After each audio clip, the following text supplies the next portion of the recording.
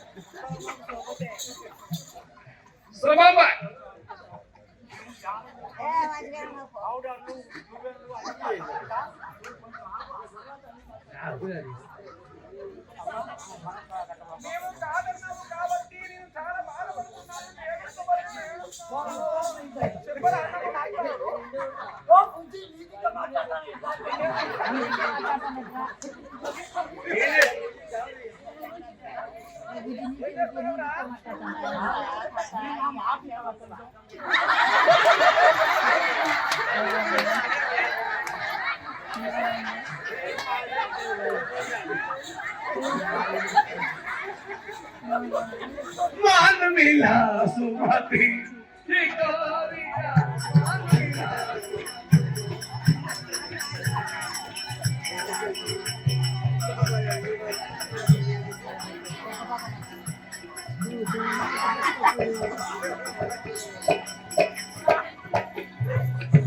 దేవి నామనవి వినోమా మనో నామనవి వినోమా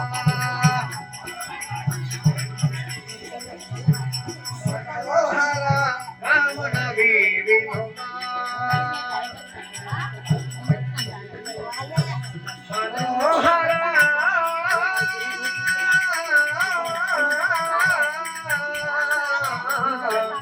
ప్రాణేశ్వర